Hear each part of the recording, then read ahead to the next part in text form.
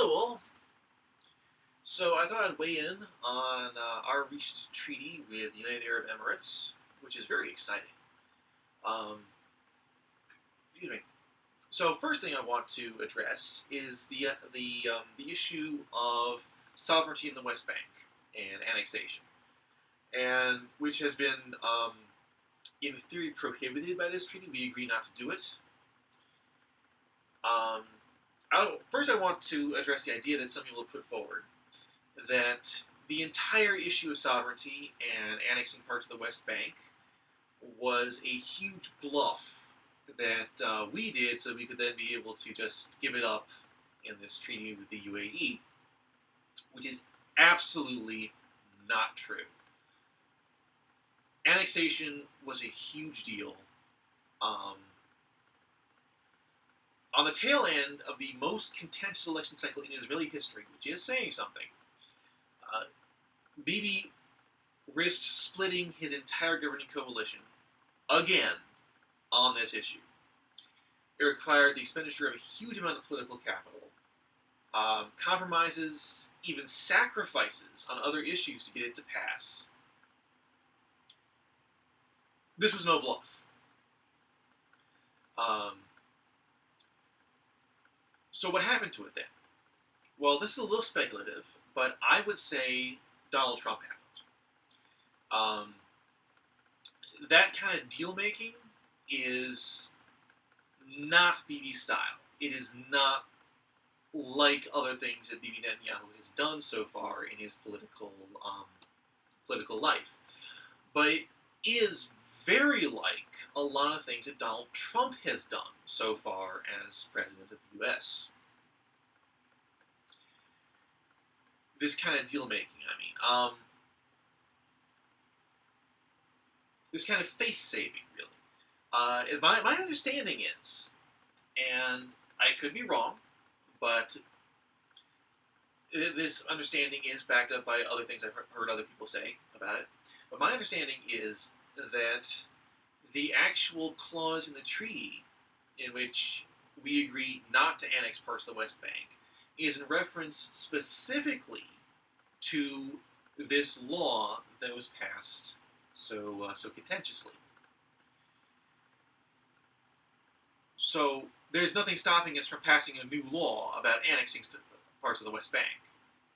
In fact, there's nothing preventing us from um, just treating parts of the West Bank as part of Israel without without without the title. Essentially, as far as the treaty is concerned, we have a completely free hand in the West Bank. It's a mask.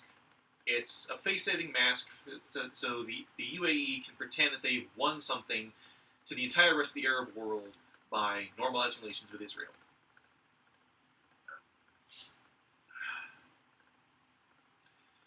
The rest of the treaty, though, is a huge deal.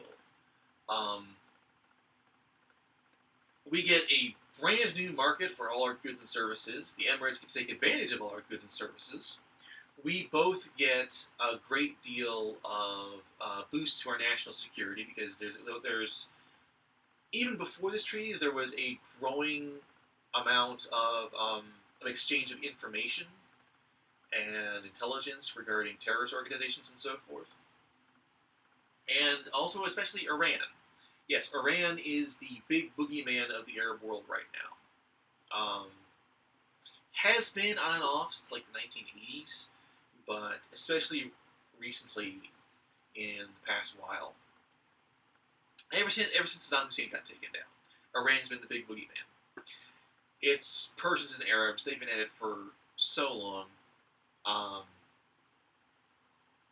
So Israel is a lot less of a deal to a lot of Arab states right now than Iran. And so I feel very confident in predicting that after this, there's going to be a lot more of normalizing relations between Israel and other Arab states. I actually talked about this in an earlier video. I think about Israel and other Arab states coming closer together over Iran. I don't remember. I think I've done. Anyway, So this is the third Arab state that Israel has normalized relations with. But prior to being Jordan and Egypt, and it's the first one in 40 years, a long time, decades.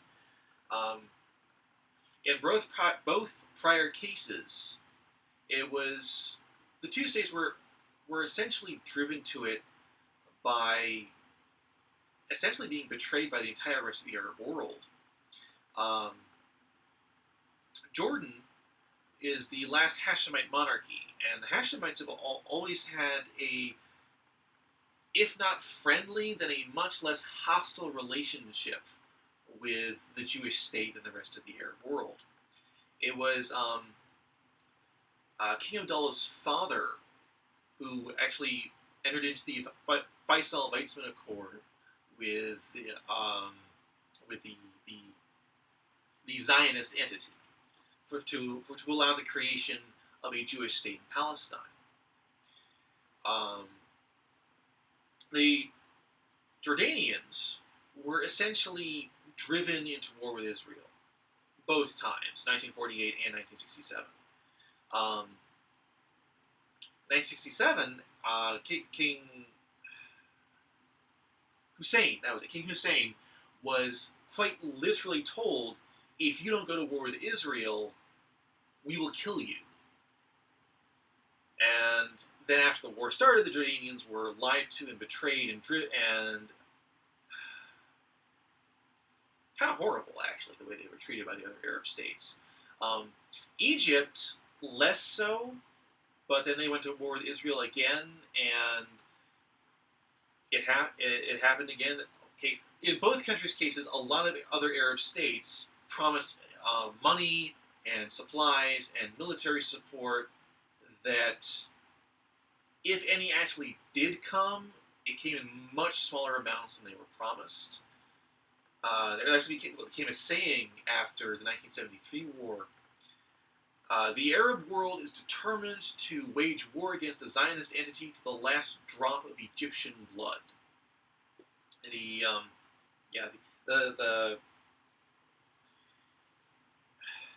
The pharaonic movement didn't come out of nowhere.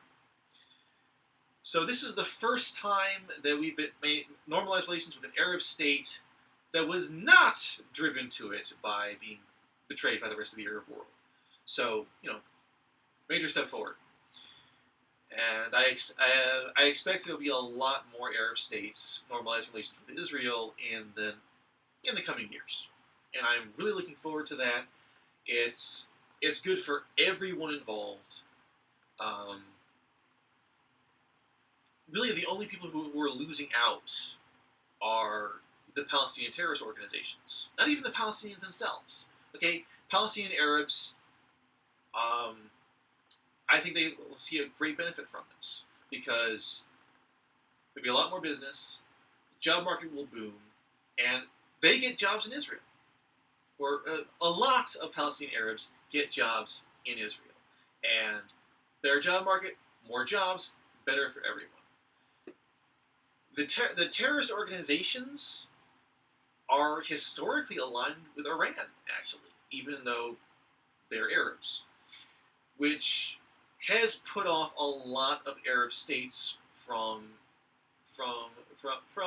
aligning with them, which is kind of ironic because historically a lot of the funding for Palestinian terrorist groups has come from Arab Gulf states. But now those Arab Gulf states are being terrified by the Iranian boogeyman, and so Hezbollah and Hamas are kind of being put out in the cold. So, yeah, that's my 2 cents. Thanks for watching. Please comment below. And with anything I have to say, any question, I'd be very happy to answer. And have a good day, and God bless.